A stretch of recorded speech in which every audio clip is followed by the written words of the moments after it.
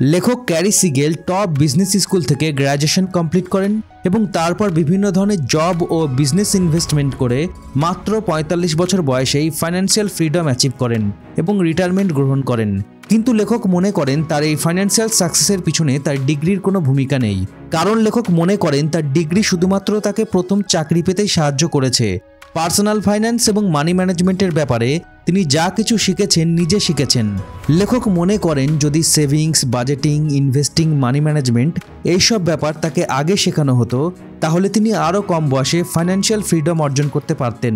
তাই লেখক যা কিছু শিখেছেন সেই সব কিছু why didn't they teach me this in school বইয়ে ব্যাখ্যা করেছেন, যাতে টাকা পয়সার ব্যাপারে আমরা যে ভুলগুলো করি সেগুলো এড়িয়ে যেতে পারি এবং খুব তাড়াতাড়ি ফাইন্যান্সিয়াল ফ্রিডম অ্যাচিভ করতে পারি। তাই এই ভিডিওতে এই বইয়ের কিছু ইম্পর্টেন্ট লেসন্স আলোচনা করব। এই লেসন্সগুলো থেকে টাকা পয়সার ব্যাপারে এমন অনেক কিছু শিখতে পারবেন যেগুলো সাধারণত আমাদের শেখানো হয় না, কিন্তু শেখা খুব জরুরি। তো আর সময় নষ্ট না করে চলুন শুরু করা যাক। তোর প্রথম লেসনটা হলো ফাইন্যান্সিয়ালি রাইট পারসনকে বিয়ে করুন। লেখক মনে করেন আপনি যখন কাউকে বিয়ে করবেন বা আপনি যাকে বিয়ে করেছেন সে শুধু আপনার লাইফ পার্টনারই নয়, সে আপনার ফাইন্যান্সিয়াল পার্টনার। তাই কিভাবে কোন কাজে টাকা খরচ করবেন, সঞ্চয় করবেন এবং ইনভেস্ট করবেন সে ব্যাপারে আপনাদের একসাথে সিদ্ধান্ত নিতে হবে। টাকা সম্পর্কে যদি আপনার এবং আপনার লাইফ পার্টনারের চিন্তাভাবনা আলাদা হয় এবং যদি আপনাদের মানি হ্যাবিটস আলাদা হয় তাহলে আপনাকে অনেক চ্যালেঞ্জ ও সমস্যার সম্মুখীন হতে হবে। যেমন ধরুন, যদি আপনার অভ্যাস হয় টাকা সঞ্চয় করা আর আপনার লাইফ পার্টনারের অভ্যাস হয় অতিরিক্ত টাকা খরচ করা, তাহলে কি কিনতে হবে, প্রতি মাসে কত টাকা সঞ্চয় করতে হবে, সংসারে মান্থলি বাজেট কেমন হবে, এই সব বিষয় নিয়ে প্রতি মুহূর্তে তর্ক বিতর্ক হতে থাকবে। আবার যেমন ধরুন, আপনি যদি অল্পতেই সন্তুষ্ট থাকতে পছন্দ করেন কিন্তু আপনার লাইফ পার্টনার একজন উচ্চাকাঙ্ক্ষী হয়, তাহলে ভবিষ্যৎ সম্পর্কে আপনাদের আলাদা আলাদা প্রত্যাশা ও আকাঙ্ক্ষা থাকবে, যার ফলে ফিউচারের ফাইন্যান্সিয়াল প্ল্যানিংয়ের ক্ষেত্রে অনেক সমস্যা হবে। বইয়ে লেখক উদাহরণ দিয়ে বলেছেন তার বন্ধু এমন একজন মহিলাকে বিয়ে করেছিল যার প্রচুর ক্রেডিট কার্ড লোন ছিল এবং সে তার আয়ের চেয়ে অনেক বেশি ব্যয় করত। লেখকের বন্ধু যদিও তাকে তার ঋণ পরিশোধ করতে এবং তার এই অতিরিক্ত খরচের অভ্যাস পরিবর্তন করতে সাহায্য করার চেষ্টা করেছিল, কিন্তু সে সহযোগিতা করতে অস্বীকার করেছিল। অবশেষে তাদের বিবাহ বিচ্ছেদ হয়ে যায়। আবার লেখকের খুড়তুতো বোন এমন একজনকে বিয়ে করেছিল যে ছিল একজন সফল বিজনেসম্যান এবং তার প্রচুর অর্থ ছিল, কিন্তু স্বভাবে সে একজন জুয়ারি ছিল আর এই খারাপ অভ্যাসের কারণে সে নিঃস্ব হয়ে গেছিল। এমনকি সে লেখকের খুড়তুতো বোনের সাথেও প্রতারণা করেছিল, যার ফলে লেখকের খুড়তুতো বোনকে পরে জীবনে অনেক স্ট্রাগল করতে হয়েছিল। লেখক নিজের বোনের উদাহরণও দিয়েছেন যে এমন একজনকে বিয়ে করেছিল যে মিতব্যয়ী ছিল, অর্থাৎ সে আয় বুঝে ব্যয় করত আর তার এই অভ্যাসের কারণে সে প্রচুর অর্থ সঞ্চয় করেছিল। লেখকের বোন ও তার হাজবেন্ড তারা উভয় দুজনে মিলে তাদের ফাইন্যান্সিয়াল গোল সেট করেছিল এবং সেই লক্ষ্যগুলো অর্জনের জন্য তারা একসাথে কাজ করত। তারা তাদের সাধ্যের মধ্যে জীবনযাপন করত, টাকা সঞ্চয় করত এবং ভালোভাবে বুঝে শুনে সঠিক জায়গায় ইনভেস্ট করত, আর তার ফলে তারা তাড়াতাড়ি ফাইন্যান্সিয়াল ফ্রিডম অর্জন করেছিল এবং রিটায়ারমেন্ট গ্রহণ করেছিল। তবে তারা ট্রাভেলও করত এবং পরিবার ও বন্ধুদের সাথে সময়ও কাটাতো। তাই লেখক পরামর্শ দিয়েছেন এমন কাউকে বিয়ে করা উচিত যার সাথে আপনি ফাইন্যান্সিয়ালি কম্প্যাটিবল। এর মানে হলো আপনার এবং আপনার লাইফ পার্টনারের টাকা সম্পর্কে চিন্তাভাবনা, মানি হ্যাবিটস এবং ফাইন্যান্সিয়াল গোলস এক হবে। এটা হলে আপনি আপনার লাইফ পার্টনারের সাথে টাকা পয়সার ব্যাপারে খোলামেলা আলোচনা করতে পারবেন এবং আপনাদের মধ্যে একটা অনেস্ট কমিউনিকেশন থাকবে, আর তার ফলে আপনি এবং আপনার লাইফ পার্টনার আপনাদের ফাইন্যান্সিয়াল ড্রিমসগুলো পূরণ করার জন্য একসাথে কাজ করতে পারবেন। লেখক বিয়ে করার জন্য ফাইন্যান্সিয়ালি রাইট মানুষটাকে কিভাবে খুঁজে পাবেন সেই ব্যাপারে কিছু টিপস দিয়েছেন। লেখক পরামর্শ দিয়েছেন যে বিয়ে করার আগে আপনার নিজেকে কিছু প্রশ্ন করা উচিত, যেমন আপনি যাকে বিয়ে করার কথা ভাবছেন সে এবং আপনি একে অপরের আয়, খরচ, ঋণ এবং ক্রেডিট স্কোর জানেন? আপনি এবং সে কি মানি ম্যানেজমেন্টের বিষয়ে একমত? আপনাদের ফাইন্যান্সিয়াল গোলস অ্যান্ড ড্রিমসগুলো কি এক? আপনারা কি টাকা পয়সার ব্যাপারে একে অপরকে বিশ্বাস করেন? আপনারা কি টাকা পয়সা সম্পর্কিত একে অপরের পছন্দ অপছন্দকে সম্মান করেন? আপনারা কি একে অপরের ফাইন্যান্সিয়াল গ্রোথ অ্যান্ড এডুকেশনকে সাপোর্ট করেন? যদি আপনি এখনও বিয়ে না করে থাকেন তাহলে এই প্রশ্নগুলো আপনাকে আপনার জন্য একজন ফাইন্যান্সিয়ালি রাইট পারসন খুঁজে পেতে সাহায্য করবে। আর আপনি যদি বিবাহিত হন তাহলেও নিজেকে এই প্রশ্নগুলো করতে পারেন যাতে বুঝতে পারেন আপনি এবং আপনার লাইফ পার্টনার টাকা পয়সার বিষয়ে কোন ভুলগুলো করছেন। এছাড়াও লেখক পরামর্শ দেন যে আপনাকে আপনার লাইফ পার্টনারের সাথে টাকা পয়সার বিষয়ে নিয়মিত আলোচনা করতে হবে এবং এই আলোচনায় আপনি আপনার আয়, ব্যয়, সঞ্চয়, ইনভেস্টমেন্ট ও লোন সম্পর্কে আলোচনা করবেন এবং ফাইন্যান্সিয়াল লক্ষ্যগুলো পর্যালোচনা করবেন। আপনাকে এবং আপনার লাইফ পার্টনারকে একে অপরের কাছ থেকে শিখতে হবে এবং ফাইন্যান্সিয়াল চ্যালেঞ্জগুলো কাটিয়ে উঠতে একে অপরকে সাহায্য করতে হবে।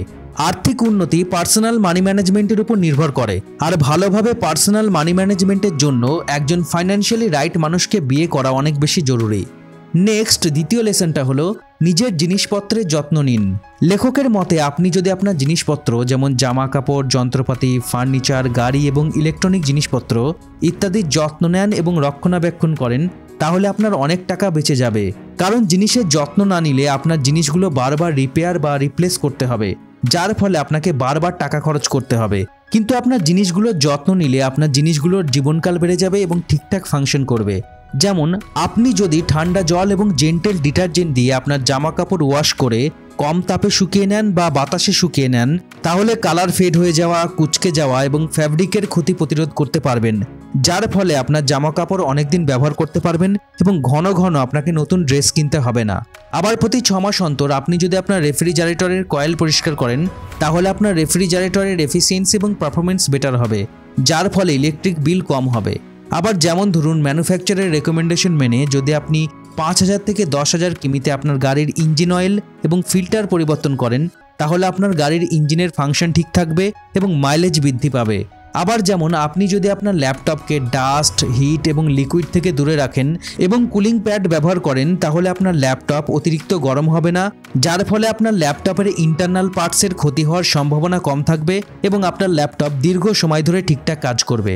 নিজের জিনিসগুলোর যত্ন নিলে টাকা তো বাঁচবেই, তার সাথে আপনার মধ্যে আপনার সম্পত্তির জন্য একটা দায়িত্ববোধ তৈরি হবে, যেটা একটা খুবই ভ্যালুয়েবল স্কিল এবং এই অভ্যাসটা আপনার জীবনের অন্যান্য ক্ষেত্রেও আপনাকে অনেক সাহায্য করবে।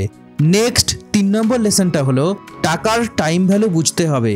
বাড়িতে বড়দের নিশ্চয়ই এই কথাটা বলতে শুনেছেন যে আগে 100 টাকা নিয়ে বাজারে গেলে ব্যাগ ভর্তি বাজার আসতো, কিন্তু এখন 100 টাকা নিয়ে বাজারে গেলে কিছুই হয় না। আসলে এমনটা হয় কারণ সময়ের সাথে সাথে টাকার মূল্য কমে।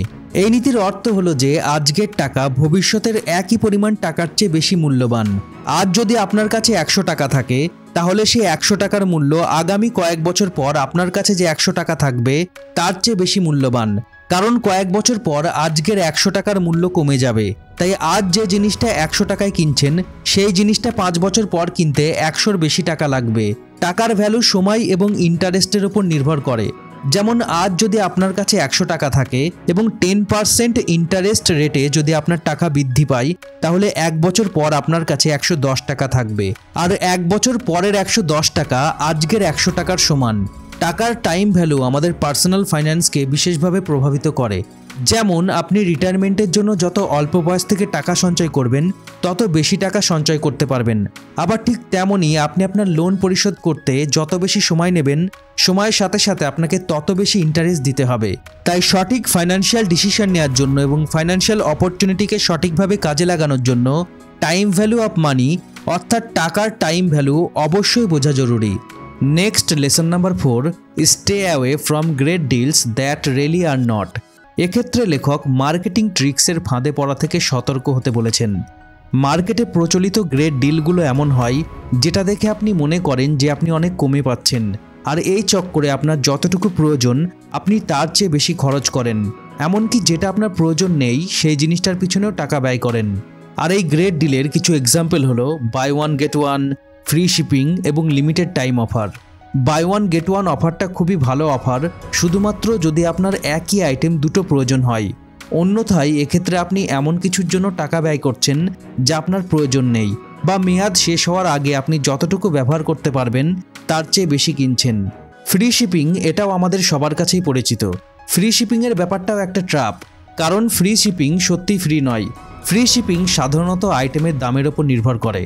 ভালো করে লক্ষ্য করলে দেখবেন একটা নির্দিষ্ট পরিমাণ অ্যামাউন্টের জিনিস কিনলে তবেই ফ্রি শিপিং পাওয়া যায়। তার ফলে ফ্রি শিপিংয়ের জন্য আপনাকে আপনার ইচ্ছার চেয়ে বেশি আইটেম কিনতে হয়। লিমিটেড টাইম অফার এটাও এমন একটা মার্কেটিং ট্রিক যেটার সাহায্যে আমাদের মধ্যে আর্জেন্সি ও অভাবের অনুভূতি তৈরি করা হয়, যার ফলে আমরা দামের তুলনা না করে বিকল্প কোনো চিন্তা না করে দ্রুত কিনতে ছুটি। কিন্তু বিষয়টা হলো বেশিরভাগ সময় অফারটা আসলে লিমিটেড থাকে না, এবং দেখা যায় পরে কোথাও একই জিনিস আরও ভালো অফারে পাওয়া যায়। আমরা শুধুমাত্র ডিসকাউন্ট পেয়ে এমন জিনিস কিনি বা এমন সার্ভিসের পিছনে টাকা খরচ করি যেটা আমাদের প্রয়োজন নেই বা আমরা পরে সেটা ব্যবহার করি না। যেমন আমরা জিমের মেম্বারশিপ নিই কিন্তু রেগুলার জিমে যাই না, বা কোনো একটা ম্যাগাজিনের সাবস্ক্রিপশন নিই কিন্তু কখনো সেটা পড়ি না। আবার যে জিনিসগুলোর হিডেন চার্জেস থাকে সেগুলোর যে দাম দেখানো হয় তার চেয়ে বেশি দাম পড়ে। যেমন ধরুন আপনি একটা গাড়ি কিনতে চান যার মান্থলি ইএমআই কম কিন্তু ইন্টারেস্ট রেট অনেক বেশি। আবার আপনি অফার পেয়ে যদি লো কোয়ালিটির এবং অবিশ্বস্ত জায়গা থেকে প্রোডাক্ট কেনেন তাহলে রিপেয়ার ও রিপ্লেসের জন্য আপনাকে অনেক বেশি টাকা খরচ করতে হবে। যেমন একটা সস্তা ইলেকট্রনিক ডিভাইস কিনলেন, তারপর দেখলেন কিছুদিন পরেই নষ্ট হয়ে গেল, বা একটা সস্তা পোশাক কিনলেন যেটা একবার ওয়াশ করার পরেই ফেড হয়ে গেল এবং কুঁচকে গেল। এক্ষেত্রে লেখক পরামর্শ দেন যে কোনো ধরনের অফার দেখে আবেগের বশে কেনাকাটা করার আগে সবসময় একটু খোঁজ খবর নেওয়া উচিত এবং কোয়ালিটি ও দাম তুলনা করা উচিত। বিশেষ করে সেই অফারগুলোর ব্যাপারে অনেক বেশি চিন্তাভাবনা করা উচিত যে অফারগুলো অবাস্তব মনে হয় এবং সহজে বিশ্বাস হয় না। কোনো অফার পেয়ে কোনো কিছু কেনার আগে আপনার কি প্রয়োজন এবং আপনি কি চান সে সম্পর্কে আপনার একটা পরিষ্কার ধারণা থাকা উচিত। তবে মাথায় রাখতে হবে আপনার প্রয়োজনের সাথে আপনার বাজেটের ব্যালেন্স থাকা উচিত। এটা মেনে চললে প্রয়োজন নেই এমন জিনিসগুলোতে টাকা অপচয় করা বন্ধ করতে পারবেন এবং টাকা সঞ্চয় করে সেই টাকা এমন কিছুতে কাজে লাগাতে পারবেন যেটা আপনার প্রয়োজন এবং জরুরি। Next lesson number 5, don't under estimate the cost of ownership. এই লেসনের মূল কথা হলো আপনি যখন কিছু কিনবেন তখন শুধুমাত্র ইনিশিয়াল প্রাইস নয়, সেই জিনিসটার ওনারশিপ কস্ট বা মালিকানা সম্পর্কিত খরচ এবং মেনটেনেন্স খরচগুলোকে আপনার বিবেচনা করা উচিত। যেমন আপনি যদি একটা গাড়ি কেনেন তাহলে আপনাকে petrol, insurance, repair, parking, tax এই জিনিসগুলোর কথাও ভাবতে হবে। আবার আপনি যদি একটা বাড়ি কেনেন তবে property tax, utility, repairs, maintenance এসবের জন্যও টাকা রাখতে হবে। আর এই খরচগুলো সময়ের সাথে যোগ হতে থাকবে, যার ফলে আপনার প্রত্যাশার চেয়েও আপনার প্রিয় জিনিসটা আরও বেশি ব্যয়বহুল হয়ে উঠবে। তাই যদি গাড়ি কিনতে চান তাহলে গাড়ি কেনার আগে গাড়ির বিভিন্ন মডেলের ফুয়েল এফিসিয়েন্সি, ইন্স্যুরেন্স রেটস এবং রিলায়েবিলিটি রেটিংস তুলনা করুন এবং তারপর আপনার বাজেট ও প্রয়োজনের সাথে মানানসই এমন একটা গাড়ি বেছে নিন। লেখকের মতে আপনার লাইফস্টাইল ও সাধ্যের চেয়ে খুব বড় বা খুব ব্যয়বহুল গাড়ি বাড়ি যে কোনো কিছু না কেনাই ভালো, না হলে ফাইন্যান্সিয়াল ক্রাইসিসে পড়তে হবে। যেমন আপনার আশেপাশে এমন কাউকে না কাউকে তো অবশ্যই দেখেছেন যে একটা গাড়ি কেনার পর গাড়ি রিপেয়ার ও মেনটেনেন্সের খরচ চালাতে না পেরে কিছুদিন পর গাড়ি বিক্রি করে দিয়েছে, শুধুমাত্র নিজেকে বড়লোক দেখানোর জন্য। নিজের সাধ্যের বাইরে গিয়ে অনেক কিছু দামি কিনলে ফাঁদে পড়ে যাবেন। তাই কোনো কিছু শুধুমাত্র কেনার সময় দাম কত সেটা দেখে কেনার আগে সেটার মালিকানা সম্পর্কিত খরচ, মেনটেনেন্স খরচ এবং অন্যান্য খরচ ভালো করে দেখার এবং হিসাব করার পর যদি সেটা কেনার ক্ষমতা আপনার থাকে তবেই কিনুন। Next lesson number 6, give your self an annual financial physical. এর অর্থ হলো আপনার বছরে অন্তত একবার আপনার আর্থিক পরিস্থিতি পর্যালোচনা করা উচিত এবং প্রয়োজন অনুসারে অ্যাডজাস্টমেন্ট করা উচিত। এক্ষেত্রে আপনাকে কিছু ফাইন্যান্সিয়াল বিষয় চেক করতে হবে। তো প্রথম বিষয়টা হলো আপনার আয় ও ব্যয়। এক্ষেত্রে ভেবে দেখুন আপনি কি আপনার আয়ের চেয়ে বেশি ব্যয় করছেন, আপনি কি আপনার ফাইন্যান্সিয়াল লক্ষ্য পূরণের জন্য যথেষ্ট সঞ্চয় করছেন, এবং এটাও ভাবুন আপনার আয় বাড়াতে হবে নাকি খরচ কমাতে হবে। নেক্সট বিষয়টা হলো আপনার ঋণ। ভেবে দেখুন আপনার বর্তমানে লোন অ্যামাউন্ট কত ও লোনের ইন্টারেস্ট রেট কত, এবং আপনি কি যত দ্রুত সম্ভব আপনার ঋণ পরিশোধ করছেন। এটাও ভেবে দেখুন আপনাকে আবার নতুন লোন নিতে হবে কিনা। পরের বিষয়টা হলো ইনভেস্টমেন্টস। ভালো করে দেখুন আপনি কোন কোন ক্ষেত্রে ইনভেস্টমেন্ট করেছেন। ভেবে দেখুন আপনি কি আপনার বয়স এবং আপনার ফাইন্যান্সিয়াল গোলসের উপযুক্ত ঝুঁকি নিচ্ছেন কিনা। এটাও ভাবুন আপনার ইনভেস্টমেন্ট পোর্টফোলিওতে কোনো অ্যাডজাস্টমেন্ট প্রয়োজন আছে কিনা। নেক্সট বিষয়টা হলো ইন্স্যুরেন্স। এই বিষয়টাকে বেশিরভাগ মানুষ তেমন কোনো গুরুত্ব দেয় না, কিন্তু লেখক মনে করেন ইন্স্যুরেন্স খুবই গুরুত্বপূর্ণ একটা বিষয়। তাই এক্ষেত্রে আপনাকে দেখতে হবে আপনার জীবন, স্বাস্থ্য, সম্পত্তি এবং লাইফস্টাইলের জন্য আপনার ইন্স্যুরেন্স কাভারেজ যথেষ্ট কিনা, আপনি ঠিকঠাক ইন্স্যুরেন্স প্রিমিয়াম দিচ্ছেন কিনা এবং আপনার বেনিফিশিয়ারিজ বা আপনার পলিসি টার্মস আপডেট করতে হবে কিনা এটাও ভেবে দেখুন। নেক্সট যে বিষয়টা আপনাকে পর্যালোচনা করতে হবে সেটা হলো ট্যাক্স। লেখক মনে করেন ট্যাক্সের বিষয়টাও ভালো করে খতিয়ে দেখা দরকার। আপনাকে দেখতে হবে আপনি ট্যাক্স ডিডাকশনের সুবিধা পাচ্ছেন কিনা বা পাওয়ার যোগ্য কিনা, এবং এটাও ভেবে দেখুন আপনাকে কোনো অতিরিক্ত ফর্ম বা রিপোর্ট ফাইল করতে হবে কিনা। তো আপনার আয়, ব্যয়, ঋণ, ইনভেস্টমেন্ট, ইন্স্যুরেন্স এবং ট্যাক্স এই সমস্ত বিষয়গুলো পর্যালোচনা করার পর বুঝতে পারবেন আপনার আর্থিক অবস্থা কেমন এবং আপনাকে কোন জিনিসগুলো বন্ধ করতে হবে আর নতুন কোন জিনিস অ্যাড করতে হবে। যাতে নেক্সট ইয়ার আপনার ফাইন্যান্সিয়াল স্ট্যাটাস ভালো হয়। নেক্সট 7 নম্বর লেসনটা হলো রিয়ালিস্টিক শর্ট টার্ম এবং long term financial goal set করুন। ফাইন্যান্সিয়াল বেটারমেন্টের জন্য শর্ট টার্ম এবং লং টার্ম উভয় ধরনের ফাইন্যান্সিয়াল গোলস রাখতে হবে। শর্ট টার্ম ফাইন্যান্সিয়াল গোলস সেই ফাইন্যান্সিয়াল গোলস যেগুলো 1 বছর বা তার কম সময়ের মধ্যে পূরণ করা যায়, যেমন ছুটি, বিয়ে, গাড়ি বা বাড়ির ডাউন পেমেন্টের জন্য টাকা সঞ্চয়, ক্রেডিট কার্ডের বিল দেওয়া বা এমার্জেন্সি ফান্ড তৈরি করা বা মান্থলি খরচ কম করা ইত্যাদি। শর্ট টার্ম ফাইন্যান্সিয়াল গোলস আপনাকে টাকা পয়সার প্রতি মোটিভেটেড, ফোকাসড অ্যান্ড ডিসিপ্লিন থাকতে সাহায্য করবে এবং আপনাকে আপনার ফাইন্যান্সিয়াল জার্নি ট্র্যাক করতে এবং সেলিব্রেট করতে সাহায্য করবে। অন্যদিকে লং টার্ম ফাইন্যান্সিয়াল গোলস সেই ফাইন্যান্সিয়াল গোলস যেগুলো 1 বছরেরও বেশি সময় অর্থাৎ 5, 10 বা 20 বছর বা তারও বেশি সময়ে পূরণ হয়। লং টার্ম ফাইন্যান্সিয়াল গোলস পূরণ করার জন্য প্ল্যানিং, সেভিং, বাজেটিং এবং ইনভেস্টিংয়ের প্রয়োজন। লং টার্ম ফাইন্যান্সিয়াল গোলসের এক্সাম্পল যেমন ধরুন স্বপ্নের বাড়ি কেনা বা নিজের ব্যবসা শুরু করা বা রিটায়ারমেন্টের জন্য টাকা সঞ্চয় করা বা ছেলেমেয়ের শিক্ষার জন্য টাকা সঞ্চয় বা ফাইন্যান্সিয়াল ফ্রিডম অর্জন করা। লং টার্ম ফাইন্যান্সিয়াল গোলস টাকা পয়সার ব্যাপারে ভবিষ্যৎ চিন্তা করতে উৎসাহিত করে। আপনার কোনো ফাইন্যান্সিয়াল গোলস না থাকলে আপনি আপনার খরচ নিয়ন্ত্রণ করবেন না, বাজেট করবেন না, সঞ্চয় করবেন না এবং টাকা পয়সার প্রতি আপনার মাইন্ডসেট পরিবর্তন করবেন না। তাই আজই নিজের শর্ট টার্ম এবং long term financial goals set করুন। নেক্সট 8 নম্বর লেসনটা হলো গেট রিচ স্লোলি।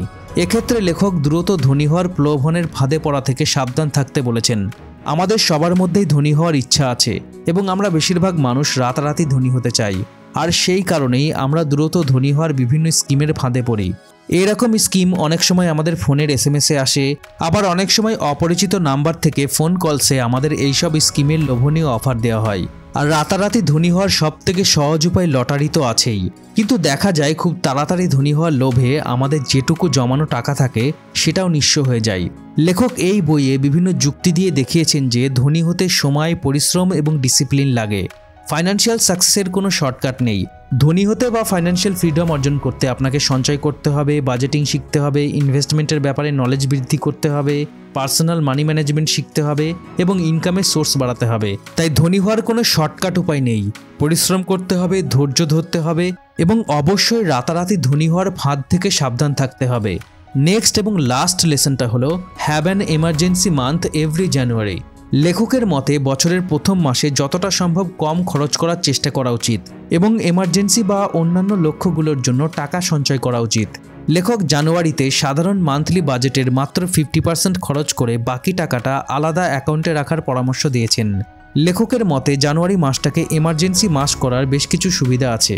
প্রথমত, আপনি ইতিবাচক একটা সঞ্চয়ের অভ্যাস দিয়ে বছর শুরু করবেন, যার ফলে বছরের বাকি সময়ের জন্য এমার্জেন্সি টাকা সঞ্চয় করার মোটিভেশন পাবেন। আপনার অপ্রত্যাশিত খরচের জন্য যেমন গাড়ি রিপেয়ার, মেডিকেল বিল এসবের জন্য কিছু টাকা সঞ্চয় হতে থাকবে, যার ফলে টাকা পয়সা নিয়ে আপনার চাপ এবং উদ্বেগ কমবে। এছাড়াও আপনি আপনার এক্সট্রা টাকা ব্যবহার করে দ্রুত ঋণ পরিশোধ করতে পারবেন, ইনভেস্ট করতে পারবেন বা আপনার কোনো কিছু কেনার ইচ্ছা থাকলে সেটার জন্য টাকা সঞ্চয় করতে পারবেন। তাই অবশ্যই এমার্জেন্সির জন্য টাকা সঞ্চয় করুন, বছরের শুরুতেই করুন।